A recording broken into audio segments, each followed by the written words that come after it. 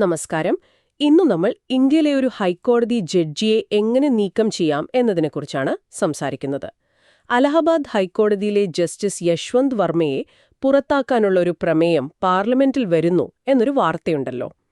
അതിന്റെ പശ്ചാത്തലത്തിൽ നമുക്ക് ഇതൊന്ന് വിശദമായി നോക്കാം. നമ്മൾ ഇതിനായി ഉപയോഗിക്കുന്ന വിവരങ്ങൾ ദി ഹിന്ദു പത്രത്തിൽ നിന്നും ലേണേഴ്സ് IAS സ്റ്റഡി നോട്ട്സിൽ നിന്നുമാണ് കേട്ടോ. നിങ്ങൾ UPSC സിവിൽ സർവീസ് പരീക്ഷയ്ക്ക് തയ്യാറെടുക്കുന്ന ആളാണെങ്കിൽ ഇത് എന്തായാലും ശ്രദ്ധിക്കേണ്ട ഒരു വിഷയമാണ്. അപ്പോൾ എന്താണ് ശരിക്കും ഈ നീക്കം ചെയ്യൽ പ്രക്രിയ? വാർത്തയിൽ കണ്ടൊരു പ്രധാന കാര്യം 152 ലോക്സഭാ MPമാർ ഒപ്പുവെച്ചു എന്നതാണ്. അതും ഭരണപക്ഷവും പ്രതിപക്ഷവും ഒരുമിച്ച്. ജഡ്ജിയുടെ വീട്ടിൽ നിന്ന് കത്തിക്കരിഞ്ഞ നോട്ടുകൾ കിട്ടിയെന്നൊക്കെയാണ് പറയുന്നത്. എന്താണിത്? ഇത് സാധാരണ നടക്കുന്ന കാര്യമാണോ? അല്ല. വളരെ വളരെ അസാധാരണമായ ഒരു സാഹചര്യമാണിത്. ഒരു ഹൈക്കോടതി ജഡ്ജിയെ നീക്കം ചെയ്യുക എന്നത് ശരിക്കും പറഞ്ഞാൽ ഒരു സുപ്രീം കോടതി ജഡ്ജിയെ നീക്കം ചെയ്യുന്ന അതേ നടപടിക്രമം തന്നെയാണ്. ഭരണഘടനയുടെ ആർട്ടിക്കിൾ 217, പിന്നെ 124, 4 എന്നിവയിലാണ് ഇതിനെക്കുറിച്ച് പറയുന്നത്. പ്രധാനമായിട്ടും രണ്ട് കാരണങ്ങളേ ഉള്ളൂ ഇതിന്. ഒന്ന്, തെളിയിക്കപ്പെട്ട ദുർനടപ്പ്, അതായത് പ്രൂവ്ഡ് മിസ്ബിഹേവിയർ, അല്ലെങ്കിൽ പിന്നെ കഴിവില്ലായ്മ, ഇൻകപ്പാസിറ്റി എന്ന് പറയും. ഈ രണ്ടിലൊന്ന് വേണം. ഈ തെളിയിക്കപ്പെട്ട പ്രൂവ്ഡ് എന്ന വാക്കിന് പ്രാധാന്യമുണ്ടല്ലേ? വെറുതെ ഒരു ആരോപണം പോരാ. തീർച്ചയായും വെറുതെ ഒരാൾ പറഞ്ഞാ പോരാ. അതിന് അതിൻ്റേതായ വഴികളുണ്ട്. അതാണ് ജുഡീഷ്യറിയുടെ ഒരു സ്വാതന്ത്ര്യം ഉറപ്പാക്കുന്നത്. അല്ലെങ്കിൽ പിന്നെ ആർക്കും എളുപ്പത്തിൽ പുറത്താക്കാമല്ലോ. ശരിയാണ്. അപ്പോ എങ്ങനെയാണ് ഇതിന്റെ ഒരു നടപടിക്രമം മുന്നോട്ട് പോകുന്നത്? ഇതിന് 1968 ഒരു നിയമമുണ്ട്, ജഡ്ജസ് ഇൻക്വയറി ആക്ട്. അതാണ് ഫോളോ ചെയ്യുന്നത്. ആദ്യം ലോകസഭയിലാണെങ്കിൽ 100 MPമാർ ഒപ്പിടണം, അല്ലെങ്കിൽ രാജ്യസഭയിലാണെങ്കിൽ 50 അംഗങ്ങൾ. ഇവരൊപ്പിട്ടൊരു നോട്ടീസ് സ്പീക്കർക്കോ അല്ലെങ്കിൽ രാജ്യസഭാ ചെയർമാനോ കൊടുക്കണം. ഓക്കെ. അത് കിട്ടിയാൽ സ്പീക്കർക്ക് വേണമെങ്കിൽ അത് സ്വീകരിക്കാം, അല്ലെങ്കിൽ തള്ളിക്കളയാം. അവിടെ ഒരു വിവേചനാധികാരമുണ്ട്. അപ്പൊ അവിടെ തന്നെ അതൊരു കടമ്പയാണ്. അതെ. ഇനിയിപ്പോൾ സ്പീക്കർ അത് സ്വീകരിച്ചു എന്ന് വയ്ക്കുക. അപ്പൊ പിന്നെ അടുത്ത ഘട്ടം, ഈ ആരോപണങ്ങൾ അന്വേഷിക്കാൻ ഒരു 3 അംഗ സമിതിയെ നിയമിക്കും. അതിലൊരു സുപ്രീം കോടതി ജഡ്ജി കാണും, ഒരു ഹൈക്കോടതി ചീഫ് ജസ്റ്റിസ് ഉണ്ടാകും, പിന്നെ പ്രമുഖനായ ഒരു നിയമജ്ഞനും. ആ സമിതിയാണോ പിന്നെ ഇത് ശരിയാണോ തെറ്റാണോ എന്ന് തീരുമാനിക്കുന്നത്? അതെ, അവര് വിശദമായി അന്വേഷിക്കും, ജഡ്ജിക്ക് പറയാനുള്ളത് കേൾക്കും, അവസാനം അവരൊരു റിപ്പോർട്ട് കൊടുക്കും. ആ റിപ്പോർട്ടിൽ ജഡ്ജി കുറ്റക്കാരനാണെന്ന് കണ്ടെത്തുകയാണെങ്കിൽ ആണെങ്കിൽ ആ റിപ്പോർട്ട് പാർലമെന്റിൽ വെക്കും. അപ്പോഴാണ് ശരിക്കുള്ള പ്രധാനപ്പെട്ട ഘട്ടം വരുന്നത്. പാർലമെന്റിലെ 2 സഭകളും, ലോക്സഭയും രാജ്യസഭയും, ഈ പ്രമേയം പാസ്സാകണം. വെറുതെ പാസാക്കിയാൽ പോരല്ലോ, എന്തോ സ്പെഷ്യൽ മെജോറിറ്റി എന്നൊക്കെ കേട്ടു. അതാണ് ഇതിലെ ഏറ്റവും വലിയ കടമ്പ.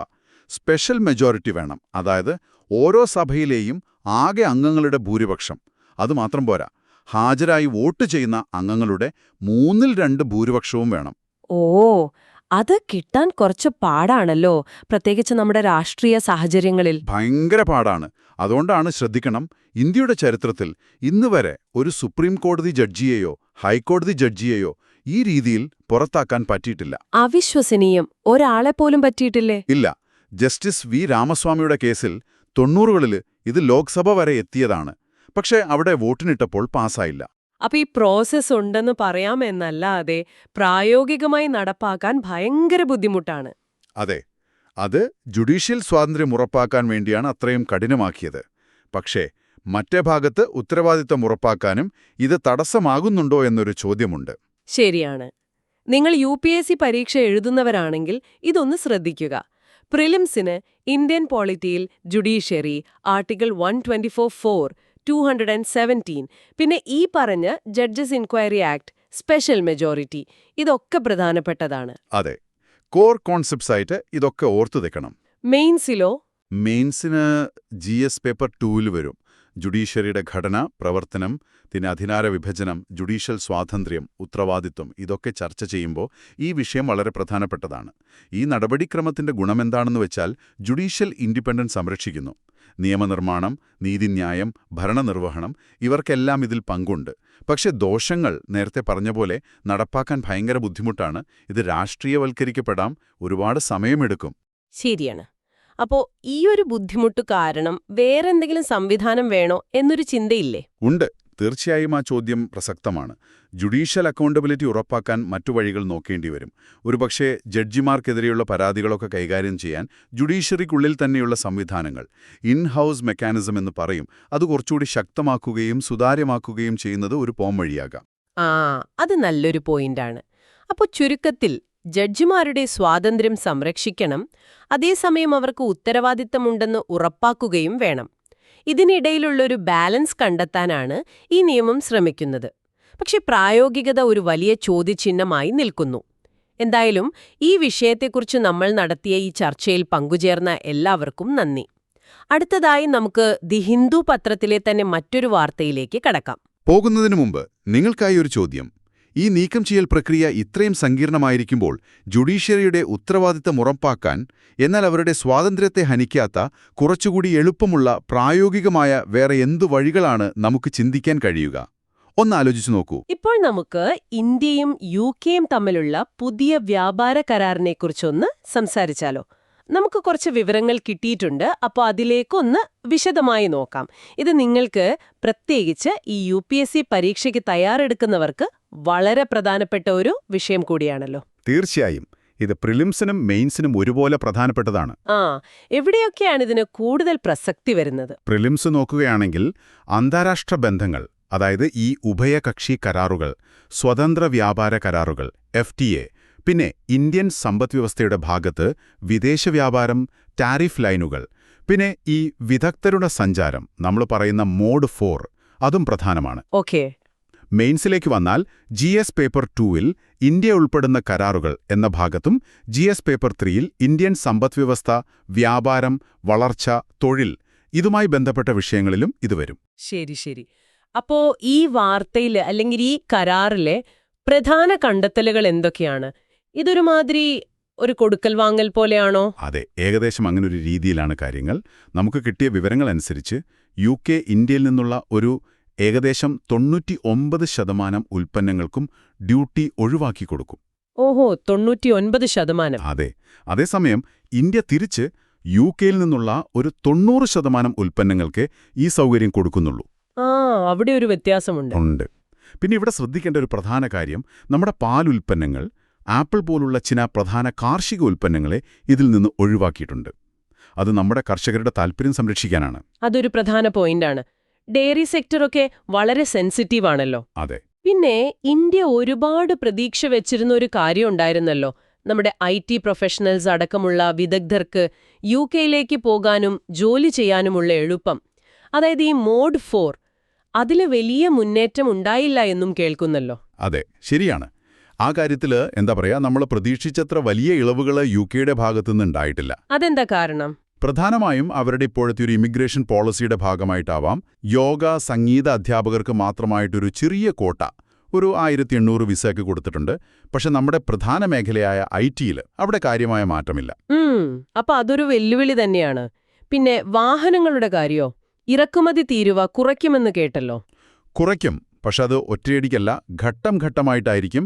അതും തുടക്കത്തിൽ ഒരു നിശ്ചിത എണ്ണം വാഹനങ്ങൾക്ക് മാത്രമായിരിക്കും, ഒരു കോട്ട പോലെ. ഓക്കെ, അതായത് നമ്മുടെ ആഭ്യന്തര വാഹന വിപണിക്ക് ഒരു ഷോക്ക് കൊടുക്കാതിരിക്കാനല്ലേ?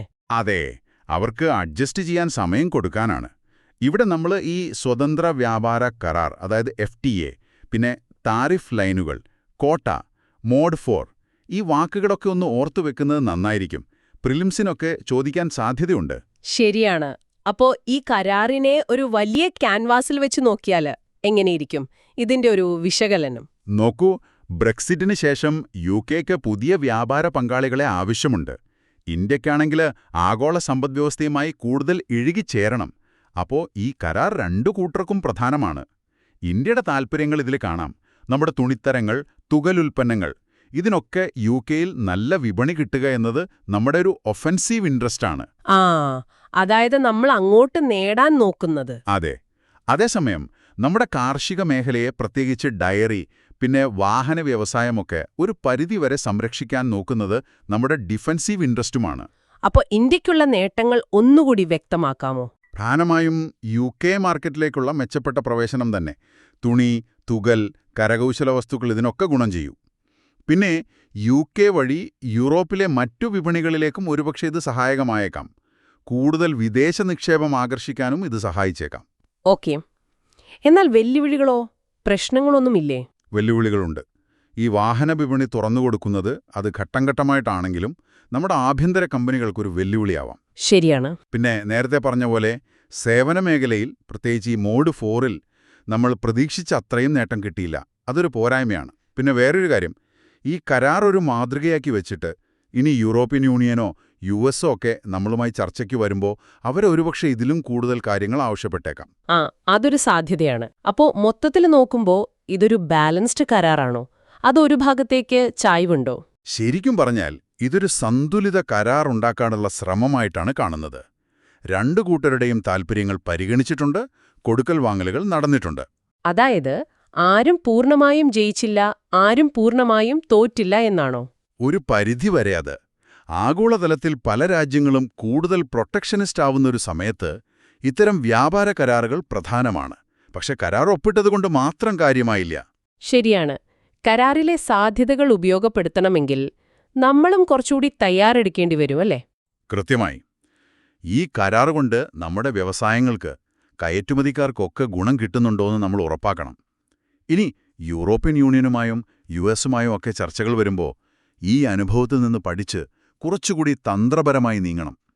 പക്ഷേ ഇതിലെല്ലാം ഉപരിയായി ഏറ്റവും പ്രധാനം ആഗോളതലത്തിൽ മത്സരിക്കാൻ നമ്മുടെ സ്വന്തം കഴിവ് വർദ്ധിപ്പിക്കുക എന്നതാണ്.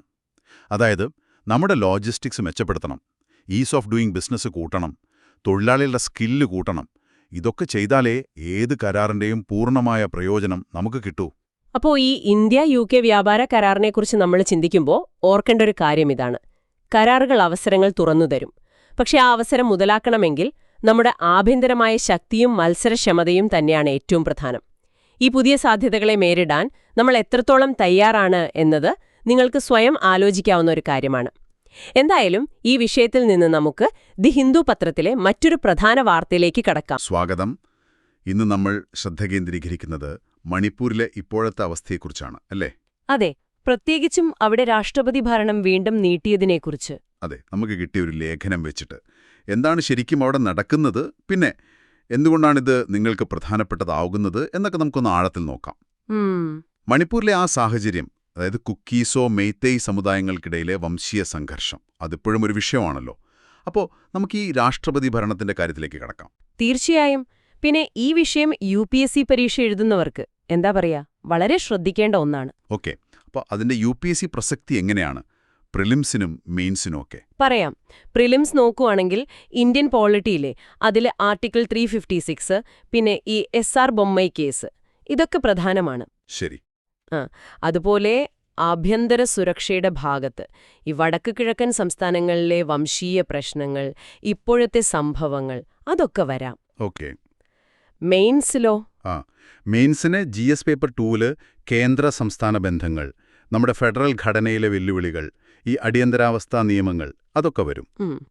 പിന്നെ GS പേപ്പർ 3-ലാണെങ്കിൽ അതിർത്തി പ്രശ്നങ്ങൾ, സുരക്ഷാ കാര്യങ്ങൾ, വികസനവും തീവ്രവാദവും തമ്മിലുള്ള ബന്ധം, അങ്ങനെയുള്ള കാര്യങ്ങളിലൊക്കെ ഇതിന് പ്രസക്തിയുണ്ട്. ശരി ശരി. അപ്പോൾ ലേഖനത്തിലേക്ക് വന്നാൽ എന്താണ് പ്രധാന കണ്ടെത്തലുകൾ? പ്രധാനമായിട്ടും പറയുന്നത് രാഷ്ട്രപതി ഭരണം ഒരു 6 മാസത്തേക്ക് കൂടി നീട്ടിയിട്ടുണ്ട്. ഓക്കെ.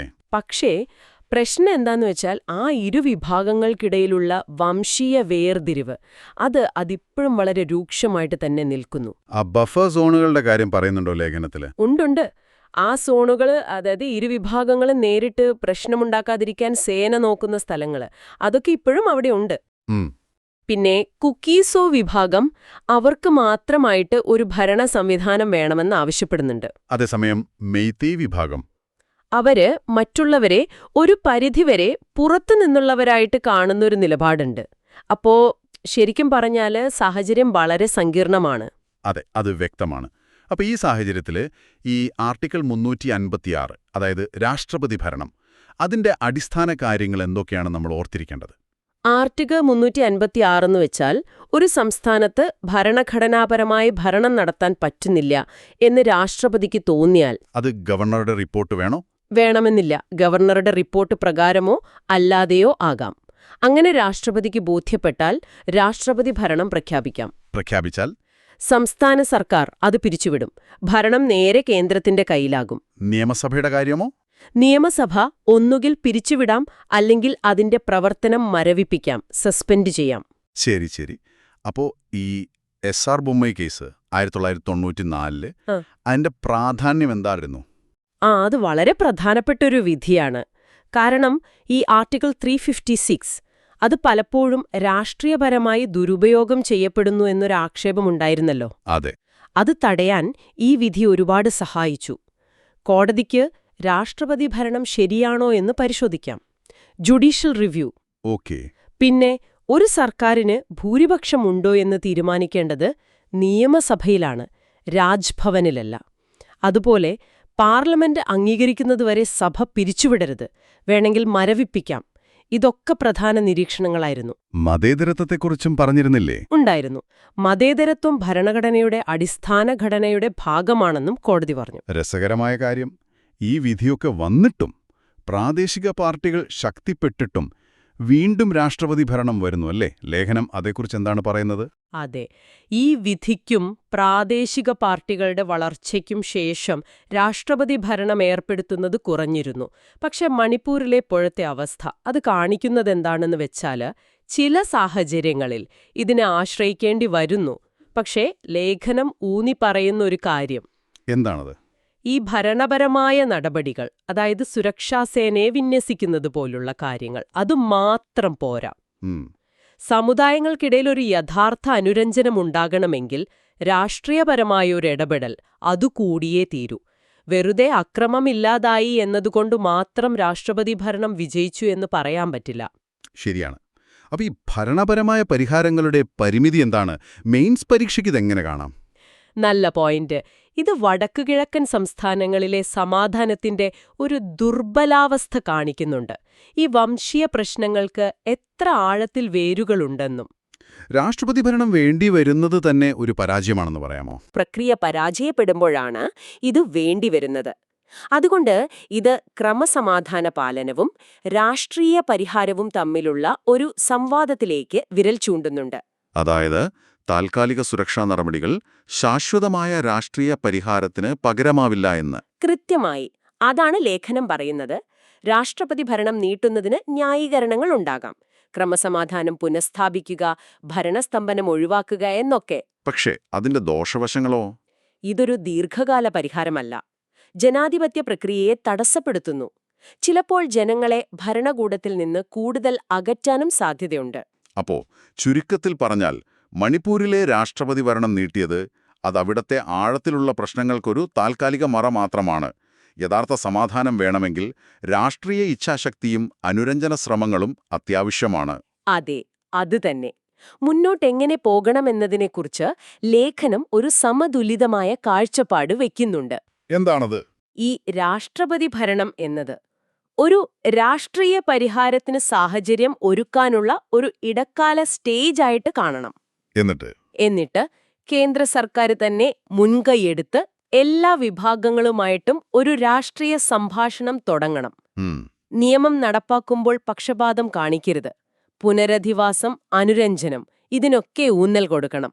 പഴയ അക്രമങ്ങൾക്ക് ഉത്തരവാദികളായവരെ നിയമത്തിന് മുന്നിൽ കൊണ്ടുവരേണ്ടതും പ്രധാനമല്ലേ? വളരെ പ്രധാനം. അതും ചെയ്യണം. ലക്ഷ്യം സംഘർഷമില്ലായ്മ മാത്രമല്ല, നീതിയും സാമൂഹിക ഐക്യവും തിരികെ കൊണ്ടുവരലാണ്. ശരിയാണ്. അപ്പോൾ നിങ്ങൾക്ക് ചിന്തിക്കാൻ ഒരു ചോദ്യം കൂടി.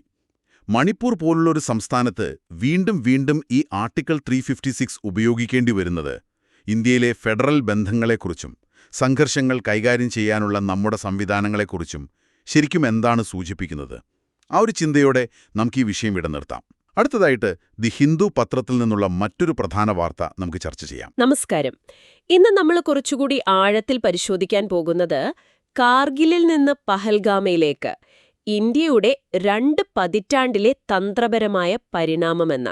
അതായത് 1999 കാർഗിൽ യുദ്ധം കഴിഞ്ഞിട്ട് ഏകദേശം ഒരു 2025 ആവുമ്പോഴേക്കും ഇന്ത്യയുടെ സൈനിക ഭീകരവിരുദ്ധ തന്ത്രങ്ങളിൽ എന്ത് മാറ്റങ്ങളാണ് വന്നത്, അതാണ് നമ്മൾ നോക്കുന്നത്. അതെ, വളരെ പ്രധാനപ്പെട്ട ഒരു വിഷയമാണിത്. പ്രത്യേകിച്ച് UPSC പരീക്ഷയ്ക്ക് തയ്യാറെടുക്കുന്ന നിങ്ങൾക്ക് ഇത് വളരെ ഉപകാരപ്പെടും. പ്രിലിംസിൽ നോക്കുകയാണെങ്കിൽ ആഭ്യന്തര സുരക്ഷ, പിന്നെ ഭരണ സംവിധാനം, ശാസ്ത്ര സാങ്കേതിക വിദ്യ, ഈ ഭാഗങ്ങളിലൊക്കെ ഇതിന് ബന്ധമുണ്ട്. ശരിയാണ്. മെയിൻസിലേക്ക് വന്നാൽ GS പേപ്പർ 3, അതിലെ സുരക്ഷാ വെല്ലുവിളികൾ, വിവിധ സേനകൾ, ഏജൻസികൾ, പിന്നെ ഈ സംഘടിത കുറ്റകൃത്യങ്ങളും ഭീകരവാദവും തമ്മിലുള്ള ബന്ധം. അതുപോലെ സാങ്കേതിക വിദ്യയുടെ തദ്ദേശീയവൽക്കരണം, അതായത് പ്രതിരോധ രംഗത്ത്. ഒക്കെ ഇത് വളരെ പ്രധാനപ്പെട്ടതാണ്. ശരി, അപ്പോൾ നമുക്ക് കാര്യത്തിലേക്ക് കടക്കാം. 1999 കാർഗിൽ യുദ്ധം. അത് ശരിക്കും ഇന്ത്യയുടെ ആ ഒരു സുരക്ഷാ സംവിധാനത്തിൽ ചില കുറവുകൾ തുറന്നു കാട്ടിയില്ലേ? എന്തൊക്കെയായിരുന്നു പ്രധാന പ്രശ്നങ്ങൾ? തീർച്ചയായും കാർഗിൽ ഒരു ഞെട്ടൽ തന്നെയായിരുന്നു. പ്രധാനമായും 3 കാര്യങ്ങൾ നമുക്ക് കാണാൻ പറ്റി. ഒന്ന്, നമ്മുടെ രഹസ്യാന്വേഷണ സംവിധാനം. അതിന് വലിയൊരു പരാജയം സംഭവിച്ചു. ശത്രുവിന്റെ നീക്കം മുൻകൂട്ടി അറിയാൻ പറ്റിയില്ല. അതൊരു വലിയ വീഴ്ച ആയിരുന്നല്ലോ. അതെ. 2, സൈന്യത്തിന്റെ കയ്യിലുള്ള ഉപകരണങ്ങൾ. അതിന്റെ ഒരു കുറവ്. പിന്നെ കാലപ്പഴക്കം, പ്രത്യേകിച്ച് ആ മലനിരകളിലെ യുദ്ധത്തിനാവശ്യമായ സ്പെഷ്യലൈസ്ഡ് ഉപകരണങ്ങൾ കുറവായിരുന്നു. ഓക്കേ. മൂന്നാമത്തേത്, കരസേന, വ്യോമസേന. ഇവർ തമ്മിലുള്ള ഒരു ഏകോപനം, ഒരു ജോയിന്റ്നെസ് എന്ന് പറയില്ലേ, അതിന്റെ കുറവ്. അത് പ്രകടമായിരുന്നു. ശരിയാണ്. ഈ രഹസ്യാന്വേഷണ വീഴ്ച പരിഹരിക്കാനും മറ്റുള്ള പ്രശ്നങ്ങൾക്കും ഒരു പരിഹാരമായിട്ടാണല്ലോ പിന്നീട് കാർഗിൽ റിവ്യൂ കമ്മിറ്റി വന്നത്. ആ ശുപാർശകൾ എത്രത്തോളം പ്രധാനപ്പെട്ടതായിരുന്നു?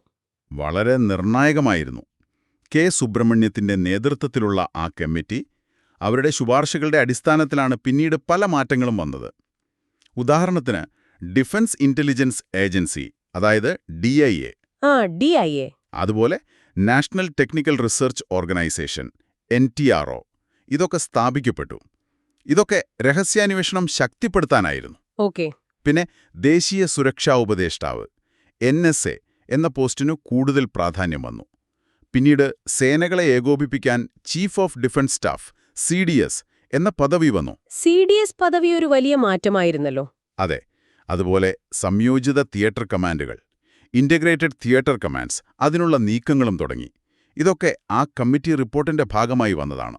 ഈ സ്ഥാപനപരമായ മാറ്റങ്ങൾ ഒരു വശത്ത്, മറുവശത്ത് ഭീകരവാദത്തോടുള്ള ഇന്ത്യയുടെ സമീപനത്തിലും കാര്യമായ മാറ്റം വന്നില്ലേ? പണ്ടൊരു സംയമനം പാലിക്കുന്ന രീതിയായിരുന്നു.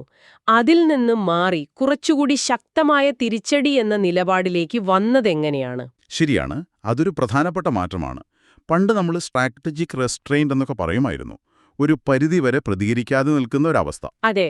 എന്നാൽ ഉറി ആക്രമണം, പിന്നെ പുൽവാമ ആക്രമണം, ഇതിനുശേഷം ആ നിലപാട് മാറി. ഇന്ത്യ അതിർത്തി കടന്ന് സർജിക്കൽ സ്ട്രൈക്കുകൾ നടത്തി 2016-ൽ. പിന്നെ 2019-ൽ ബാലാകോട്ടിൽ വ്യോമാക്രമണം നടത്തി. ഏറ്റവും ഒടുവിൽ ഈ ലേഖനത്തിൽ പറയുന്ന 2025-ലെ പഹൽഗാം ആക്രമണത്തിന് ശേഷം നടത്തിയ ഓപ്പറേഷൻ സിന്ദൂർ. അതെ, അതും അതിർത്തി കടന്ന് ഭീകര കേന്ദ്രങ്ങൾക്കെതിരെ നടത്തിയ ഒരു ശക്തമായ സൈനിക നടപടിയാണ്. അപ്പോൾ ഈ പുതിയ പ്രോആക്റ്റീവ് പ്യൂണിറ്റീവ് അപ്രോച്ച്, അതായത് മുൻകൈയെടുത്ത് ശിക്ഷാ നടപടി സ്വീകരിക്കുന്ന രീതിയിലേക്ക് ഇന്ത്യ മാറി. ഓക്കെ. ഇവിടെ ചില അടിസ്ഥാന ആശയങ്ങൾ, പ്രത്യേകിച്ച് പരീക്ഷയ്ക്ക് തയ്യാറെടുക്കുന്നവർക്ക് നമ്മളൊന്ന് വ്യക്തമാക്കണം. ഈ ലിമിറ്റഡ് വാർ അണ്ടർ ന്യൂക്ലിയർ ഓവർഹാങ് എന്ന് പറയുന്നുണ്ടല്ലോ, എന്താണത്? നല്ല ചോദ്യം. ലിമിറ്റഡ് വാർ അണ്ടർ ന്യൂക്ലിയർ ഓവർഹാങ് എന്ന് വച്ചാൽ, ഇന്ത്യയും പാകിസ്ഥാനും പോലെ 2 രാജ്യങ്ങളുടെ കയ്യിലും ആണവായുധമുണ്ട്. ശരി. അങ്ങനെയുള്ള സാഹചര്യത്തിൽ ഒരു യുദ്ധമുണ്ടായാൽ അത് പൂർണ്ണമായ ഒരു ആണവ യുദ്ധത്തിലേക്ക് പോവാതെ ലക്ഷ്യങ്ങളിലും ഭൂമിശാസ്ത്രപരമായ കാര്യങ്ങളിലും പരിമിതപ്പെടുത്തി നിർത്തുന്ന യുദ്ധം. കാർഗിൽ ഒരു ഉദാഹരണമാണ്. ഓക്കെ, മനസ്സിലായി. അതുപോലെ കോൾഡ് സ്റ്റാർട്ട് ഡോക്ട്രിൻ, അതും ഇടയ്ക്ക് കേൾക്കാറുണ്ടല്ലോ. കോൾഡ് സ്റ്റാർട്ട് ഡോക്ട്രിൻ, ഇത് ഇന്ത്യ ഔദ്യോഗികമായി അംഗീകരിച്ചിട്ടുള്ള ഒരു തന്ത്രമൊന്നുമല്ല. അല്ല, പക്ഷേ പൊതുവെ കരുതപ്പെടുന്നത്, ഒരു ഭീഷണി ഉണ്ടായാൽ ശത്രുവിന് പൂർണ്ണമായി തയ്യാറെടുക്കാൻ സമയം കൊടുക്കാതെ വളരെ വേഗത്തിൽ പെട്ടെന്ന് അതിർത്തി കടന്ന് പരിമിതമായ ലക്ഷ്യങ്ങൾ ആക്രമിക്കാനുള്ള ഇന്ത്യൻ സൈന്യത്തിന്റെ ഒരു കഴിവ് അല്ലെങ്കിൽ ഒരു പ്ലാനായാണ് ഇതിനെ കാണുന്നത്. ശരി. പിന്നെ CDS, തിയേറ്റർ കമാൻഡുകൾ, നമ്മൾ നേരത്തെ പറഞ്ഞല്ലോ. അതെ, CDS ഗവൺമെന്റിന്റെ സിംഗിൾ പോയിന്റ് മിലിറ്ററി അഡ്വൈസറാണ്. 3 സേനകളെയും ഏകോപിപ്പിക്കുന്നു. തിയേറ്റർ കമാൻഡുകൾ ഒരു പ്രത്യേക ജോഗ്രഫിക്കൽ ഏരിയയിലെ കര, നാവിക, വ്യോമസേനകളെ ഒരൊറ്റ കമാൻഡറുടെ കീഴിൽ കൊണ്ടുവന്ന് കൂടുതൽ എഫക്റ്റീവായി പ്രവർത്തിക്കാനുള്ള സംവിധാനമാണ്. ഓക്കെ, അപ്പോൾ പ്രിലിംസിന് ഈ കോർ കൺസെപ്റ്റ്സ് പ്രധാനമാണ്.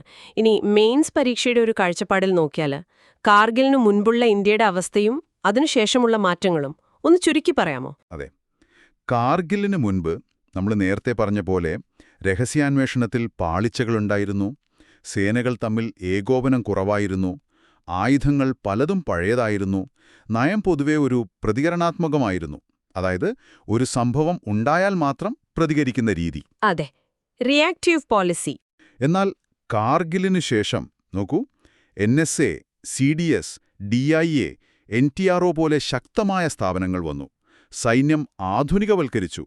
റഫാൽ, S-400, ബ്രഹ്മോസ്, അങ്ങനെ പലതും. സാങ്കേതികമായി ഒരുപാട് മുന്നോട്ട് പോയി. അതെ, പിന്നെ കോൾസ്റ്റാർട്ട് പോലുള്ള പുതിയ തന്ത്രപരമായ ചിന്തകൾ വന്നു.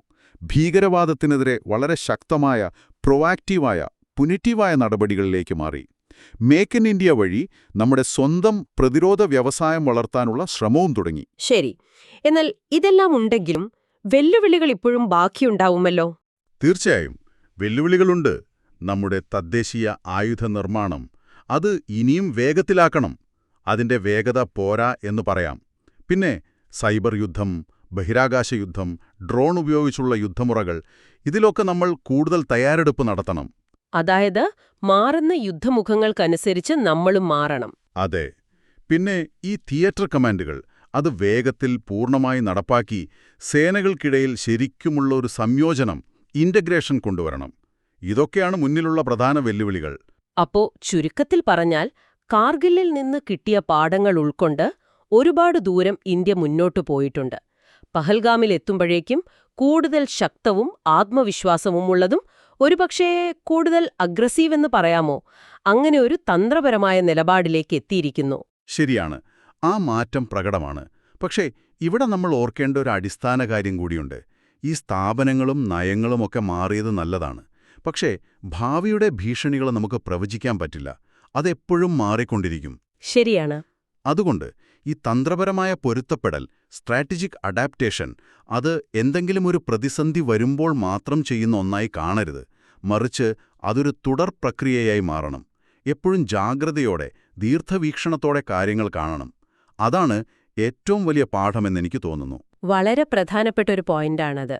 നിരന്തരമായ ജാഗ്രതയും ഈ പൊരുത്തപ്പെടലും ആവശ്യമാണെന്നുള്ളത്. എന്തായാലും ഈ വിഷയത്തിൽ ഇത്രയും വിശദമായി സംസാരിച്ചതിന് നന്ദി. ഇനി നമുക്ക് ദി ഹിന്ദു പത്രത്തിലെ മറ്റൊരു വാർത്തയിലേക്ക് കടക്കാം. നമസ്കാരം. ഇന്ന് നമ്മളൊരു പ്രത്യേക വിഷയമാണ് ചർച്ച ചെയ്യുന്നത്. കണ്ടൽക്കാടുകൾ അഥവാ മാംഗ്രോവ്സ്. ഇന്ത്യയുടെ തീരദേശ കാവൽക്കാർ എന്ന് വിശേഷിപ്പിക്കുന്നൊരു ലേഖനത്തെ അടിസ്ഥാനമാക്കിയാണ് നമ്മുടെ ഇന്നത്തെ ഒരു ആഴത്തിലുള്ള സംഭാഷണം. അതെ, വളരെ പ്രധാനപ്പെട്ട ഒരു വിഷയം. പരിസ്ഥിതിയെക്കുറിച്ച് അറിയാൻ താൽപ്പര്യമുള്ളവർക്കും പിന്നെ ഈ UPSC പരീക്ഷകൾക്ക് തയ്യാറെടുക്കുന്ന നിങ്ങൾക്ക് ഇത് വളരെ ശ്രദ്ധിക്കേണ്ട ഒന്നാണ്. ഓക്കെ, അപ്പോൾ UPSCക്ക് ഇത് എങ്ങനെയാണ് ബന്ധപ്പെട്ട് വരുന്നത്? പറയാം. പ്രിലിംസ് പരീക്ഷയിൽ പരിസ്ഥിതി, ജൈവ വൈവിധ്യം, അതായത് ഈ mangrove ecosystems, biodiversity, carbon sequestration പോലെയുള്ള കാര്യങ്ങൾ, പിന്നെ ഭൂമിശാസ്ത്രം, ഡിസാസ്റ്റർ മാനേജ്മെന്റ്, ഒരു ബയോഷീൽഡ് എന്ന നിലയിൽ കണ്ടൽക്കാടുകളുടെ പങ്ക്, അതുപോലെ MS സ്വാമിനാഥനെ പോലുള്ള വ്യക്തികളെക്കുറിച്ചും ചോദ്യങ്ങൾ വരാം. ശരി ശരി. പിന്നെ GS പേപ്പർ 3 കൺസർവേഷൻ, എൻവയോൺമെന്റൽ പൊല്യൂഷൻ, ഡിഗ്രഡേഷൻ, ഡിസാസ്റ്റർ മാനേജ്മെന്റ്, ഇതിലൊക്കെ ഇതിന്റെ പ്രാധാന്യം വരുന്നുണ്ട്. മനസ്സിലായി. പണ്ടൊക്കെ ഈ തീരത്ത് താമസിക്കുന്ന ആളുകൾക്ക് മാത്രമായിരുന്നില്ലേ ഇതിന്റെ ഒരു വില കൂടുതൽ അറിയാവുന്നത്? ശരിയാണ്, അവർക്ക് നേരിട്ടറിയാമായിരുന്നു ഇതിന്റെ ഗുണങ്ങൾ. പക്ഷെ ഇപ്പൊ അങ്ങനെയല്ല. ലോകം മുഴുവൻ ഇതിനെ തിരിച്ചറിഞ്ഞു തുടങ്ങിയിരിക്കുന്നു, അല്ലേ? ഈ തീരദേശ സംരക്ഷണം, പിന്നെ കാർബൺ വലിച്ചെടുക്കുന്നത്, മത്സ്യസമ്പത്ത്, പക്ഷിസങ്കേതങ്ങൾ, അങ്ങനെ പലതും. അതെ അതെ, അവിടെയാണ് നമ്മൾ അധികം ശ്രദ്ധിക്കാത്തൊരു കാര്യം.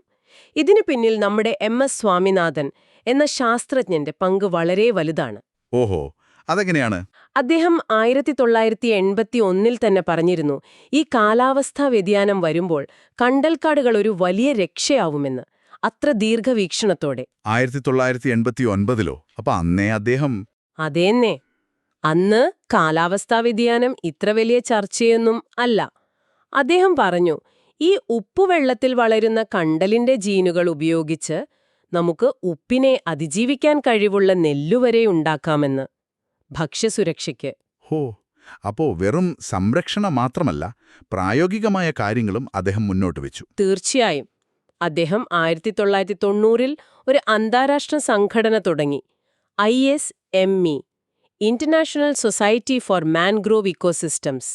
അതിന്റെ സ്ഥാപക പ്രസിഡന്റായിരുന്നു. അദ്ദേഹത്തിന്റെ ഫൗണ്ടേഷൻ നടത്തിയ പഠനങ്ങളാണ് ഒരു കാര്യം തെളിയിച്ചത്. എന്തായിരുന്നു അത്? ഈ കണ്ടൽ നശിക്കുന്നതിന്റെ പ്രധാന കാരണം അവിടത്തെ നാട്ടുകാർ വിറക് വെട്ടുന്നതല്ല, മറിച്ച് പണ്ട് ബ്രിട്ടീഷുകാർ നടപ്പാക്കിയ ഒരു രീതിയാണ് ക്ലിയർ ഫെല്ലിംഗ്. അതായത് മരങ്ങൾ മൊത്തമായി വെട്ടിമാറ്റുന്ന രീതി. അതാണ് വില്ലനെന്ന് കണ്ടെത്തി. ആ, അത് വലിയൊരു കണ്ടെത്തൽ തന്നെയാണല്ലോ. അത് പിന്നെ എന്തിലേക്കെങ്കിലും നയിച്ചോ? ഉവ്, അത് പുതിയ രീതിയിലുള്ള പുനരുദ്ധാരണ പ്രവർത്തനങ്ങൾക്ക് വഴിതെളിച്ചു.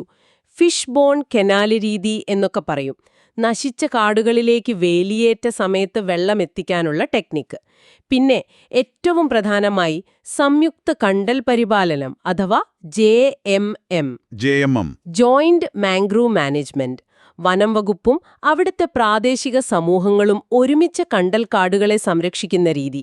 ഇതിനൊക്കെ ആ പഠനങ്ങൾ ഒരുപാട് സഹായിച്ചു. ശരിയാണ്. ഈ 1999-ലെ ഒഡീഷ സൈക്ലോണും പിന്നെ 2004-ലെ സുനാമിയൊക്കെ വന്നപ്പോഴാണ് നമ്മളിൽ പലരും ഇതിന്റെ ശക്തി തിരിച്ചറിഞ്ഞത്, അല്ലേ? അതെ അതെ. ആ സമയത്ത് കണ്ടൽക്കാടുകൾ ഉള്ള സ്ഥലങ്ങളില് നാശനഷ്ടം താരതമ്യേന കുറവായിരുന്നു. ഒരുപാട് ജീവനുകളും സ്വത്തുകളും അത് സംരക്ഷിച്ചു. അതോടെ ലോകം മുഴുവൻ ഇതിന്റെ പ്രാധാന്യം ശരിക്കും മനസ്സിലാക്കി.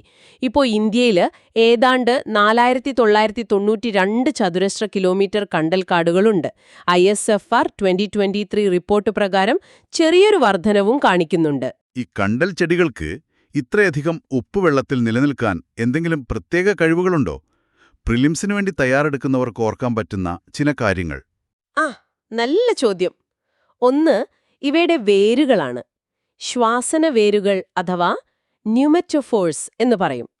അവ വെള്ളത്തിന് മുകളിലേക്ക് പൊങ്ങി നിൽക്കും, ശ്വാസമെടുക്കാൻ വേണ്ടി.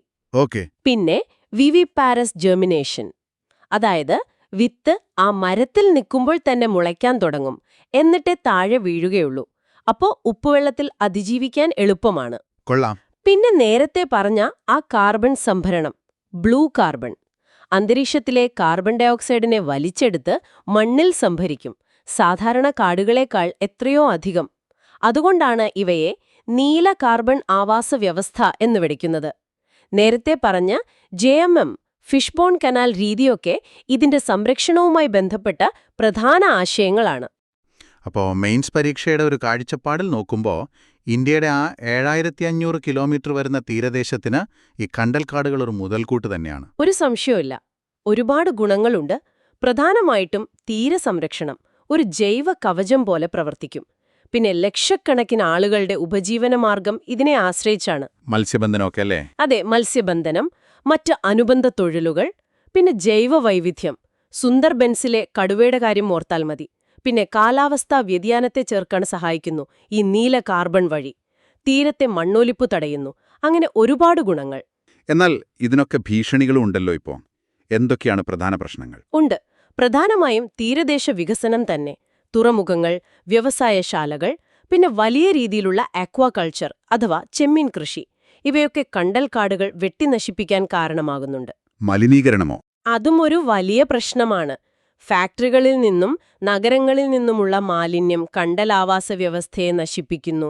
പിന്നെ കാലാവസ്ഥാ മാറ്റം കാരണം കടൽനിരപ്പ് ഉയരുന്നത്, അതും ഭീഷണിയാണ്. വെള്ളം കയറി ഈ ചെടികൾ നശിച്ചു പോകാം. അതുപോലെ അധിനിവേശ ജീവിവർഗങ്ങൾ, അതും പ്രശ്നങ്ങൾ ഉണ്ടാക്കുന്നുണ്ട്. അപ്പോൾ എന്താണൊരു മുന്നോട്ടുള്ള വഴി? ഈ പ്രശ്നങ്ങളെയൊക്കെ എങ്ങനെ തരണം ചെയ്യാം? ഏറ്റവും പ്രധാനം AJM, സംയുക്ത കണ്ടൽ പരിപാലനം ശക്തിപ്പെടുത്തുക എന്നത് തന്നെയാണ്. പ്രാദേശിക സമൂഹങ്ങളുടെ സഹകരണത്തോടെ മാത്രമേ ശാശ്വതമായ സംരക്ഷണം സാധ്യമാകൂ. ശരിയാണ്. പിന്നെ തീരദേശ പരിപാലന നിയമങ്ങൾ, കോസ്റ്റൽ റെഗുലേഷൻ സോൺ CRZ പോലെയുള്ളവ കർശനമായി നടപ്പാക്കണം. കണ്ടൽ സംരക്ഷണത്തിന് മുൻഗണന കൊടുക്കണം. കൂടുതൽ ഗവേഷണങ്ങൾ വേണം. എങ്ങനെ ഇവയെ പുനരുജ്ജീവിപ്പിക്കാം, പുതിയ ഭീഷണികളെ എങ്ങനെ നേരിടാം എന്നതിലൊക്കെ. അതുപോലെ ഈ കണ്ടൽക്കാടുകൾ നൽകുന്ന പാരിസ്ഥിതിക സേവനങ്ങളുണ്ടല്ലോ, തീരസംരക്ഷണം, കാർബൺ സംഭരണം തുടങ്ങിയവ. അതിനൊരു സാമ്പത്തിക മൂല്യം കണക്കാക്കി വലിയ വികസന പദ്ധതികൾ വരുമ്പോൾ ആ നഷ്ടം കൂടി കണക്കിലെടുക്കുന്ന ഒരു സമീപനം വേണം. വളരെ ശരിയാണ്. അപ്പോൾ ഈ സംഭാഷണത്തിൽ നിന്ന് നമ്മൾ മനസ്സിലാക്കേണ്ട ഒരു പ്രധാന കാര്യം, കണ്ടൽക്കാടുകളുടെ സംരക്ഷണം എന്നത് കേവലം കുറച്ച് മരങ്ങളെ സംരക്ഷിക്കലല്ല. അത് നമ്മുടെ തീരദേശ സമൂഹങ്ങളുടെ ജീവിതവും രാജ്യത്തിന്റെ തന്നെ ഒരു സുരക്ഷാ കവചവുമായി ബന്ധപ്പെട്ട കാര്യമാണ്. തീർച്ചയായും. ശരിയായ ശാസ്ത്രീയ അറിവും ജനങ്ങളുടെ പങ്കാളിത്തവും സർക്കാരുകളുടെ ഒരു ഇച്ഛാശക്തിയും ഉണ്ടെങ്കിൽ നമുക്ക് വലിയ പാരിസ്ഥിതിക പ്രശ്നങ്ങളെ വരെ ഒരു പരിധിവരെ മറികടക്കാൻ പറ്റുമെന്നതിന്റെ നല്ലൊരു ഉദാഹരണമാണ് സത്യത്തിൽ ഇന്ത്യയിലെ ഈ കണ്ടൽക്കാടുകളുടെ സംരക്ഷണ ശ്രമങ്ങൾ. ഇത് നിങ്ങൾക്ക് കൂടുതൽ ചിന്തിക്കാനും അറിയാനും ഒരു പ്രചോദനമായി എന്ന് കരുതുന്നു. ഇനി നമുക്ക് ദി ഹിന്ദു പത്രത്തിലെ മറ്റൊരു പ്രധാനപ്പെട്ട വാർത്തയിലേക്ക് കടക്കാം. നമസ്കാരം. അപ്പോൾ നമുക്കിന്ന് ദി ഹിന്ദു പത്രത്തിലെ ആ അവസാന വാർത്തയിലേക്ക് കടക്കാം. മണ്ഡല പുനർനിർണയം അഥവാ ഡീലിമിറ്റേഷൻ ഓഫ് കോൺസ്റ്റിറ്റ്യുവൻസീസ്. ഇത് UPSC പരീക്ഷ എഴുതുന്നവർക്ക് വളരെ പ്രധാനപ്പെട്ടൊരു ടോപ്പിക്കാണല്ലോ അല്ലേ? അതെ, തീർച്ചയായും. പ്രിലിംസിനും മെയിൻസിനും ഒരുപോലെ പ്രസക്തമാണ്. പ്രിലിംസിൽ ഇന്ത്യൻ പോളിറ്റിയിൽ വരും ഈ മണ്ഡല പുനർനിർണയ കമ്മീഷൻ, പിന്നെ ആർട്ടിക്കിൾ 170 ഒക്കെ. ശരിയാണ്. മെയിൻസിലാണെങ്കിൽ GS പേപ്പർ 2, ഫെഡറൽ ഘടന, പാർലമെന്റ്, ഈ ഭാഗങ്ങളിലൊക്കെ ചോദ്യം വരാം. അപ്പോൾ എന്താണ് ഈ വാർത്തയുടെ കാതൽ? ആന്ധ്രയിലും തെലങ്കാനയിലും നിയമസഭാ മണ്ഡലങ്ങൾ പുനർനിർണയിക്കണം എന്നൊരു ഹർജി. അത് സുപ്രീം കോടതി തള്ളി, അല്ലേ? അതെ, അതാണ് പ്രധാന വിഷയം. പക്ഷേ ഹർജിക്കാരൊരു കാര്യം ചൂണ്ടിക്കാണിച്ചു. ജമ്മു കാശ്മീരിൽ ഈയടുത്ത് 2022 ഇത് ചെയ്തല്ലോ എന്ന്. അപ്പൊ പിന്നെന്താ ആന്ധ്രയിലും തെലങ്കാനയിലും പറ്റാത്തത്? കോടതി അത് അംഗീകരിച്ചില്ല. എന്താ വ്യത്യാസം? അത് നല്ലൊരു പോയിന്റാണ്. അതിന്റെ കാരണം നമ്മുടെ ഭരണഘടനയിൽ തന്നെയുണ്ട്. ആർട്ടിക്കിൾ 170. ആർട്ടിക്കിൾ 170. ഓക്കെ. അതുപ്രകാരം 2026 കഴിഞ്ഞുവരുന്ന ആദ്യത്തെ സെൻസസ് ഉണ്ടല്ലോ, ആ സെൻസസിന്റെ കണക്കുകൾ പുറത്തുവരുന്നതുവരെ സംസ്ഥാനങ്ങളിലെ നിയമസഭാ മണ്ഡലങ്ങളുടെ എണ്ണത്തിലോ അതിർത്തിയിലോ മാറ്റം വരുത്താൻ പാടില്ല എന്നൊരു ഭരണഘടനാപരമായ വിലക്ക്, ഒരു കോൺസ്റ്റിറ്റ്യൂഷണൽ എംബാർഗോ നിലവിലുണ്ട്. ഓ, അപ്പൊ സംസ്ഥാനങ്ങൾക്കൊരു വിലക്കുണ്ട്. അതെ, പക്ഷേ ജമ്മു കാശ്മീർ ഇപ്പോൾ സംസ്ഥാനമല്ലല്ലോ. ശരിയാണ്. അതൊരു കേന്ദ്രഭരണ പ്രദേശമാണ്. അതെ, യൂണിയൻ ടെറിട്ടറി. ഈ വിലക്ക് യൂണിയൻ ടെറിട്ടറികൾക്ക് ബാധകമല്ല. അതുകൊണ്ടാണ് അവിടെ പുനർനിർണയം നടത്തിയത്. സംസ്ഥാനങ്ങളുടെയും കേന്ദ്രഭരണ പ്രദേശങ്ങളുടെയും നിയമപരമായ സ്റ്റാറ്റസിലുള്ള വ്യത്യാസമാണ്. അതാണ് കാരണം. വ്യക്തമായി. അപ്പോ ഈ മണ്ഡല പുനർനിർണയം അഥവാ ഡിലിമിറ്റേഷൻ എന്ന് കൃത്യമായി പറഞ്ഞാൽ എന്താണ്? അത് വളരെ ലളിതമായി പറഞ്ഞാൽ നമ്മുടെ ലോക്സഭാ മണ്ഡലങ്ങളും നിയമസഭാ മണ്ഡലങ്ങളുമില്ലേ, ഉണ്ട്. അതിൻ്റെയൊക്കെ അതിർത്തികൾ ഏറ്റവും പുതിയ സെൻസസ് ഡാറ്റ വെച്ചിട്ട് പുനർനിശ്ചയിക്കുന്ന ഒരു പ്രക്രിയയാണ്. എന്തിനാണ് ഈ അതിർത്തി മാറ്റുന്നത്?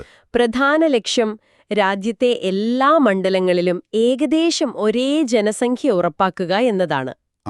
ജനസംഖ്യ തുല്യമാക്കാൻ. അതെ, അതുവഴി ഒരു വ്യക്തി, ഒരു വോട്ട്, ഒരു മൂല്യം എന്നൊരു ജനാധിപത്യ തത്വമുണ്ടല്ലോ, അത് പ്രാവർത്തികമാക്കാൻ. അത് നടപ്പാക്കുന്നത് ആരാണ്?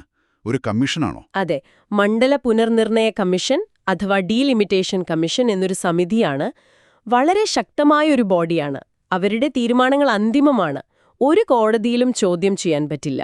അപ്പോ അവരുടെ തീരുമാനം ഫൈനലാണ്. അതെ, തിരഞ്ഞെടുപ്പ് പ്രക്രിയ വൈകാതിരിക്കാനുള്ള ഒരു ക്രമീകരണം കൂടിയാണത്. ശരി. പക്ഷേ ഈ പുനർനിർണയം കുറെ കാലമായിട്ട് നടന്നിട്ടില്ലല്ലോ. 70കളിലെന്നോ നിർത്തിവച്ചില്ലേ? ശരിയാണ്. അവിടെയാണ് ഒരു പ്രധാന ട്വിസ്റ്റ്. 70കളിൽ കുടുംബാസൂത്രണം നന്നായി നടപ്പാക്കിയ സംസ്ഥാനങ്ങൾക്ക്, പ്രത്യേകിച്ച് നമുക്ക് തെക്കുള്ള സംസ്ഥാനങ്ങൾക്ക്, അവർക്ക് ലോക്സഭയിലെ സീറ്റ് കുറഞ്ഞു പോകുമോ എന്നൊരു പേടി വന്നു.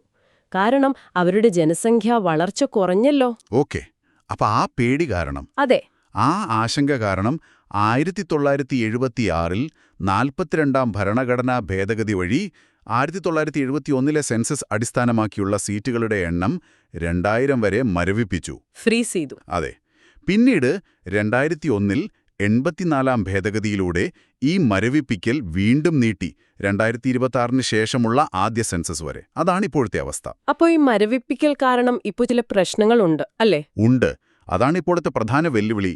ജനസംഖ്യാ നിയന്ത്രണം പ്രോത്സാഹിപ്പിക്കാൻ ചെയ്തതാണെങ്കിലും ഇത്രയും വർഷം കഴിഞ്ഞപ്പോൾ എന്താ സംഭവിച്ചത്? ചില സംസ്ഥാനങ്ങളിൽ ജനസംഖ്യ ഭയങ്കരമായി കൂടി, ചിലയിടത്ത് കുറഞ്ഞു. അതുപോലെ സംസ്ഥാനങ്ങൾക്കുള്ളിലെ മണ്ഡലങ്ങളിലും വലിയ വ്യത്യാസം വന്നു. ചില മണ്ഡലങ്ങളിൽ വളരെ കുറച്ച് വോട്ടർമാർ, ചിലയിടത്ത് ലക്ഷക്കണക്കിന് അധികം വോട്ടർമാർ. ഇത് നമ്മൾ നേരത്തെ പറഞ്ഞ ഒരു വ്യക്തി ഒരു വോട്ട് ഒരു മൂല്യം എന്ന തത്വത്തിന് എതിരാണ്. ശരിയല്ലേ? ശരിയാണ്. ചില എംപിമാർക്ക് വളരെ കുറച്ചാളുകളെ പ്രതിനിധീകരിച്ചാൽ മതി, മറ്റു ചിലർക്ക് ഒരുപാട് പേരെയും. അതെ, അതൊരു ജനാധിപത്യപരമായ അസന്തുലിതാവസ്ഥയുണ്ടാക്കുന്നുണ്ട്. അപ്പോ ഇനി 2026 ശേഷം എന്ത് സംഭവിക്കും? അതാണല്ലോ എല്ലാവരും ഉറ്റുനോക്കുന്നത്. അതെ, പുതിയ സെൻസസ് വരും, പുനർനിർണയം നടക്കും. അപ്പോൾ ഈ ജനസംഖ്യ കൂടിയ ഉത്തരേന്ത്യൻ സംസ്ഥാനങ്ങൾക്ക് കൂടുതൽ സീറ്റ് കിട്ടുമോ? ജനസംഖ്യ നിയന്ത്രിച്ച തെക്കേ ഇന്ത്യൻ സംസ്ഥാനങ്ങൾക്ക് രാഷ്ട്രീയ പ്രാധാന്യം കുറയോ? ഇതൊക്കെ വലിയ ആശങ്കകളാണ്. തീർച്ചയായും അതൊരു വലിയ ചർച്ചാ വിഷയമാണ്. നിങ്ങൾ ഇത് കേൾക്കുന്ന ഒരാൾ എന്തിനാണ് ഇതിനെക്കുറിച്ച് അറിയേണ്ടത്? കാരണം ഇത് നിങ്ങളുടെ വോട്ടിന്റെ വിലയെ, നിങ്ങളുടെ സംസ്ഥാനത്തിന്റെ ശബ്ദത്തെ, രാജ്യത്തിന്റെ ആകെ അധികാര സന്തുലിതാവസ്ഥയൊക്കെ ബാധിക്കാൻ പോകുന്ന കാര്യമാണ്. വളരെ ശരിയാണ്. ഈ മരവിപ്പിക്കലിന് അതിൻ്റേതായ ഗുണങ്ങളുണ്ടായിരുന്നു.